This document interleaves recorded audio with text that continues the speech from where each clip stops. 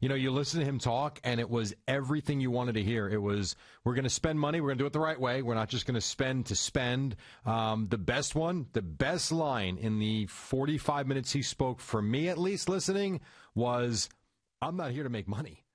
And, you know, you get concerned because for a lot of owners, you would think this is their business. And I know they make their monies in a lot of cases in other places, but most people aren't okay with losing money.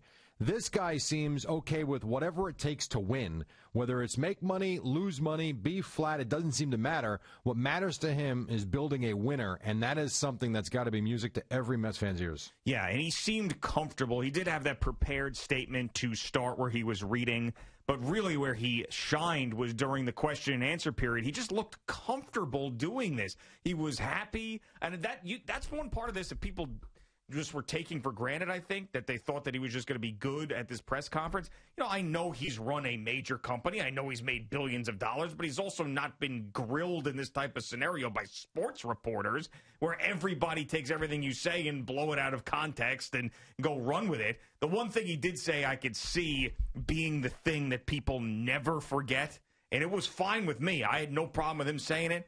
But I just can see it. I could see it from the Mets haters. I could see it from the Yankee fans. I could see it from bitter Mets fans was, if I don't win a championship in 3 to 5 years, it's going to be disappointing. That's great, though. Set the bar high. You don't want him to come here and say, you know, I want to make this thing a profitable business in 1 or 2 years, or I'd like to make the playoffs, or Brody Van Wagenen saying, I want to deliver you a championship this year and every year for the rest of your lives. No, that sounds ridiculous. But him saying, hey, 3 to 5 years, I want to have a championship. If we don't have it in 3 to 5 years, that's going to be disappointing.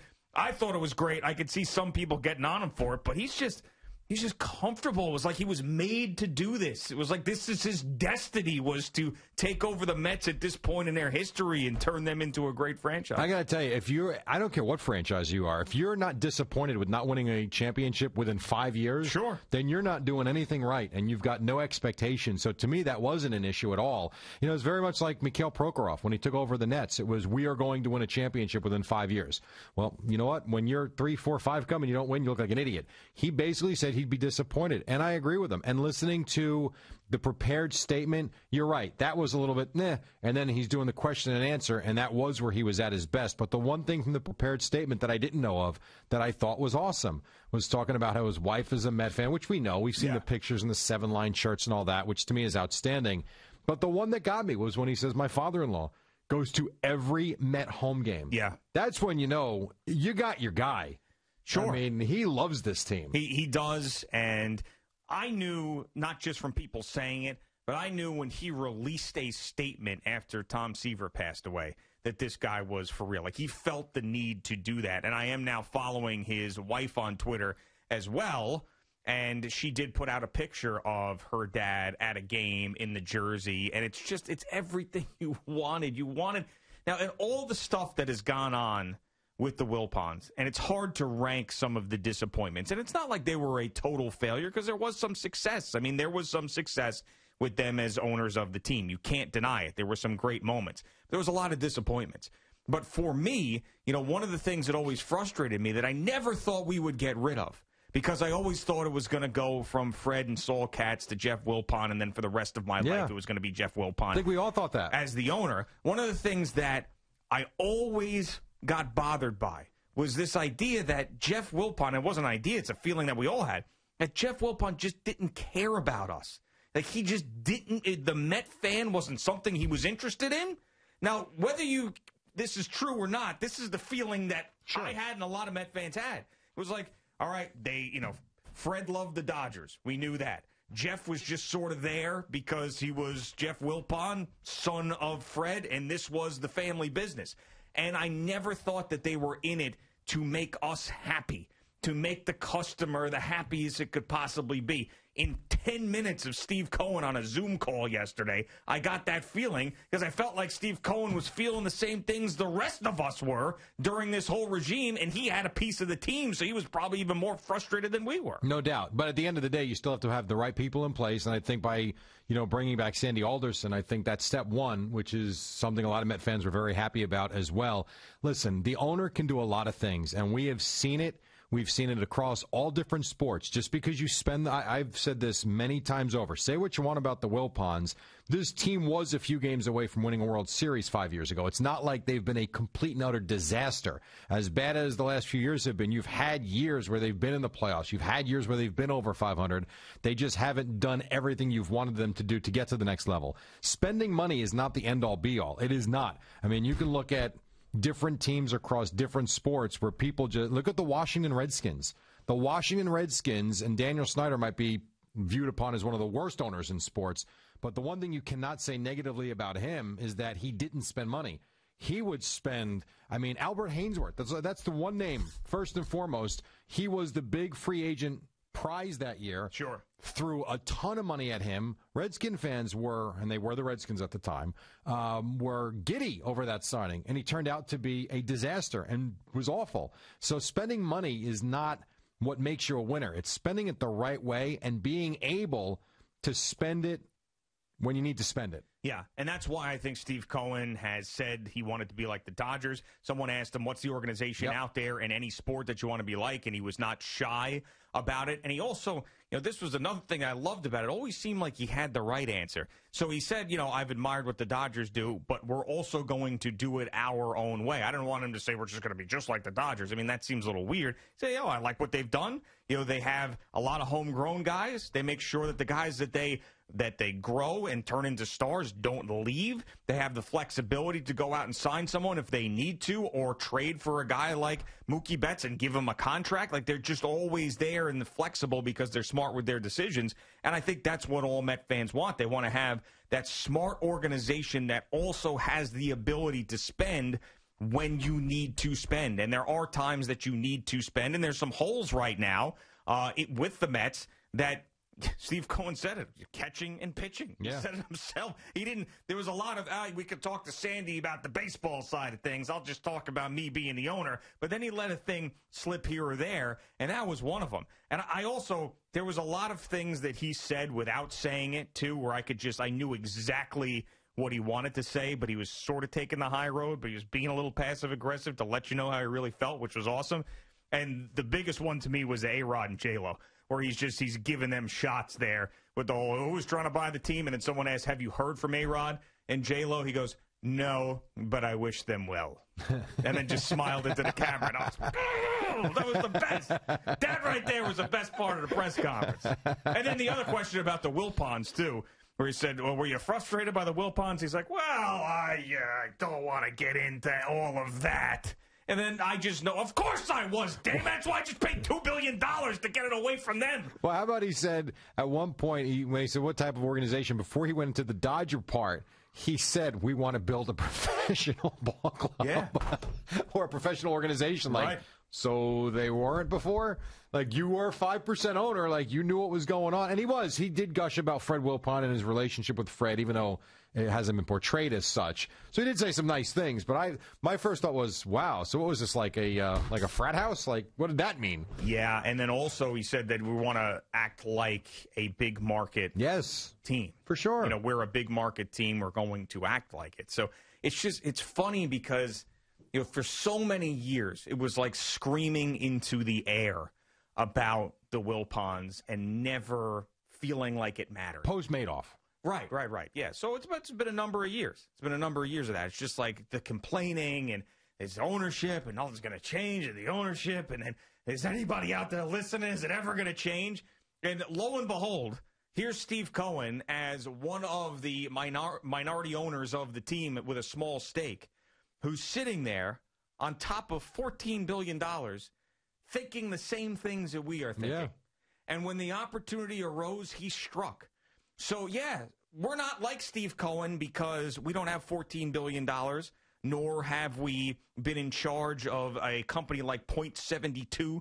I'm not like him in that way, but I am like him because he grew up on Long Island, he grew up a Mets fan, and he's been pissed about the way things are going. And those things are facts. And I do think that he is going to run the team with both the smarts that he has with the business side and the passion that he has from a fan side, which should create something great. Yeah.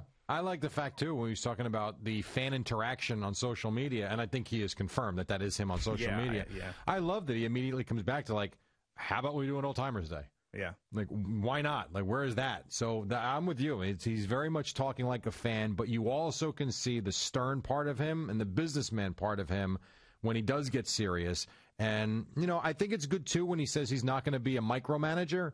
He's going to give you, what he say, he's going to give you room to run. Mm-hmm. But he also made it very clear, if you ain't doing your job, I'll find someone that will, because that's not how we do business. Yeah. Which is just, that's awesome. Yeah, there's so many lines. There was a lot, you're right. Popping up in my head. Another one was, which is great, and it actually reminded me of the Jets and who they hire next, where they were talking about who you were going to fill in the front office, and he says, well, Sandy could speak to that, but one thing I don't like is someone learning on my dime. Yes. And that is just the greatest. It's like, let's bring in somebody who knows what they're doing. Let's bring in somebody who has a track record. We know what we're going to get. Let's not take a shot on Brody Van Wagenen, because I think that's what that was. That was also a shot at Brody. Like, I'm not here. You don't learn how to be a general manager when I'm paying you, and it means something to me if the team has success. Let's bring in someone who knows what the hell's going on. All right, so then here's the issue with that, because I thought the same thing, and I also found it very, very interesting. He doesn't want you learning on the job. That's great. What are you doing with the manager? Because Sandy Alderson said he told Luis Rojas he's probably the manager now. He left the door open. He said, I'm also not going to not give the new GM any flexibility. So there's a chance. But right now, we view, like they told him, right now, you're the manager of the Mets in 2021. Right. All right, here's my answer. He said 2011, actually, but by mistake. He did say 2011. I was like, Sandy, come back to us. Snap out of it. This is what I think, is that, one, with the manager hiring cycle where it is, it's more difficult to find somebody that you can put in there. I also think it's going to be difficult with the VP of baseball operations and things like that. It's not going to be easy, but it just seemed like, all right, there was a bunch of managers that were fired and hired, and now we're sort of behind with that. And also, Luis Rojas, this isn't going to be his first year. Yes, it's a shortened season. They didn't make the playoffs. It was 60 games, but he did have that year under his belt last year. And I didn't think, and this is something I was talking to Boomer about when he was like, Luis Rojas is gone. I said, I'm not so sure, because Luis Rojas was part of that minor league system when Sandy was there. And did a good job in the minor leagues. Right. Now, I know that Omar got fired and other people in the organization got fired that Sandy knew, but it just seemed like that could be something where he would hang on. So do I think he's long for the job? It really depends on the success of the team in 2021. But I think it's a little bit different. They got a lot of stuff to do. And the manager, we've also said, the manager doesn't have that same type of cachet as it used to in Major League Baseball, where it's like Luis Rojas can probably get along with the players. He commands some respect. He's someone that the players like, but that's really all you need. You bring in the baseball people, they're going to tell Luis Rojas what to do. But they're not going to tell him what to do in game. That phone's, I do not believe in any way, shape, or form that phone is ringing saying pinch hit so-and-so if this scenario arises in the next inning. I do believe that those in-game calls are him and his coaching staff, because those things happen quick. Yeah, I know, but they also have ideas of how things are going to go in a game. Plus, they've got a whole set of numbers against the opponent. I get it. And then say, all right, if you're in this situation, Luis, what do you think we're going to do? You're probably going to go this way. We're probably going to go that way. And most of the time, the organizational philosophy is going to trickle down. It's not always going to be exactly what the front office wants, but I do think that once you sort of agree on a plan, then like the Kevin Cash decision with Blake Snell, I'm sure that was like, this is what we've done the entire year. Even though he said it wasn't. But, yeah, I know. He said it was not predetermined, and clearly it was. Yeah, but this is just from the standpoint of the Rays have always had that type of deal going on. We're like, I'm not going to go 3 times through the order with the starter regardless of what's happening. So I'm sure everybody sort of felt good about that. The decision at the time, even though everybody watching felt horrible about it. So, yeah, I understand. I mean, that is sort of a statements that don't match up with Luis Rojas, but it's not like he's a first-time manager. He is managing the minor leagues, and he did get half a year under his belt this past season. Yeah, you're 100% right. But I would also say, watching him this year, he is still, to me, a manager that's learning on the job. It was 60 games. It wasn't 162 games. And I don't think, could be wrong, I don't know that there's too many Met fans that would call up and say, you know what, he did a good job. Yeah, I also didn't get the sense. Now, I know that Sandy said I talked to him, and I told him, chances are that you're going to be the manager, but I did leave the door open that some things could happen. So I also don't know if it's a lock. And what a horrible place to be in if you're Luis Rojas. You're right. Imagine getting a call from your boss and going, I think you're going to be around next year with this job that you worked your entire life to have, but I'm not so sure. It sort of depends what happens. So go sit on that pile of anxiety for a couple of months, and then I'll get back to you. It might not be a couple of months, but it could. So I really think that Sandy did a smart thing in the sense that you couldn't guarantee anything. I don't know if I would have told him that you're probably going to be the manager in 2021. I would have said, we got to see who we hire. And then whoever we hire as a VP of baseball operations and in this front office, then we'll have a discussion about it. But that to me yesterday, a little bit of a footnote in what was a great rollout of this new era with a little bit of the past that a lot of people respect in Sandy Alderson. I mean, I was just thinking about all these press conferences where we just hammer these guys. And it's not like we wanted to. I didn't want to hammer Mickey Callaway. You had to. I didn't want to hammer Brody Van Wagenen. Had to. But you had to. It was just too easy. I mean, Brody walking around spitting all those cliches. But this one yesterday, I know we wanted it to be good, so maybe a lot of us had projected the fact that it was good, but I think that objectively it was good. The Joel Sherman article in the Post, he said that a rival executive, unsolicited, texted him and said, if I were a Met fan right now, I'd be doing backflips. I'm paraphrasing. And I think they are. Yeah. I mean, looking on social media, I can't find too many Met fans that are unhappy. No way. There's nothing to be unhappy about. No way. It was a good day. It was a good day. Hopefully one of many good days. But I think that even with one Zoom press conference with those two guys, you feel like they get it, and you feel like they get us. What do you think? And I know we're living in a very strange time right now, and we still don't know what the whole spectator situation is going to be in 2021. But let's say the pandemic wasn't here, and we had the Zoom conference yesterday, or a real press conference yesterday.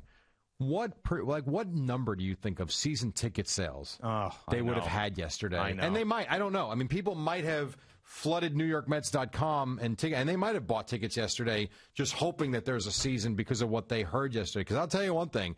If I'm a big Met fan and I like going to games, if I was ever on the fence about buying a ticket package, yesterday you jump deep into the pool. 100%. And it's going to come in waves. I think you would have had a wave with this yesterday. Well, first, I think you would have had a wave when he was confirmed as the owner. Then I think you would have had a wave yesterday. Then I think you're going to have a wave, whatever the big signing or acquisition is going to be. He may not be in it to make money, but he does this the right way. They might make some money. Well, also, remember, I don't want him to go out and sign every free agent because, as you detailed, that's not how it works. But they're going to get somebody. Yeah. They're either going to trade for Lindor, they're going to trade for Arenado, they're going to sign Trevor Bauer, who was on with Craig and Evan yesterday, Sandy Alderson, that is, talking about Trevor Bauer as if he was already on the team, which is very interesting. I mean, he was just detailing how great of a personality Trevor Bauer will be for New York, and then also said, we are in the entertainment business. It sounds to me that Sandy has already had discussions with Steve Cohen about Trevor Bauer because Steve Cohen also said that they need pitching. So if you're telling me that Real Muto and Bauer come in this offseason, can you complain about that? No. You can't. You cannot. You cannot complain about that. If you got any of these combinations, especially if you, let's assume Bauer, which is a bad assumption, but you mentioned him, Bauer and either Real Muto, Bauer and Springer, or Bauer and Arenado, Bauer and Lindor. I mean, just pick any one. Let's go. Like, you don't got to get them all. Right. Go get 1 and 1. And that would just be the thing that everybody would say, this is the Steve Cohen effect right here. None of this would have ever happened. Arenado's the guy, though. Yeah, I know. Big contract. It is a big contract, but the thing you get with Arenado, not only does it give you offense, I know it's Colorado, but if you want to use that argument, I'll give you this one. The guy just plays an unbelievable third base. The issue with that is that he might be more available because of this. It's a pre-pandemic contract. So that's the thing that you don't know what these contracts are going to look like. That's true. So trading for a guy who already is committed when every bit of it is guaranteed, that's a pre-pandemic contract. Like Trevor Bauer is going to get a post-pandemic contract. Obviously, Springer. Lindor even doesn't have a deal yet, so he would get a post-pandemic contract. So that's one thing I think about is, this money that we were seeing, the Arenado deal, the Harper deal, the Machado deal. We're going to see that same stuff? Thank you for watching. Please like, comment, and subscribe. And don't forget to hit the red bell so you're notified when we have new content.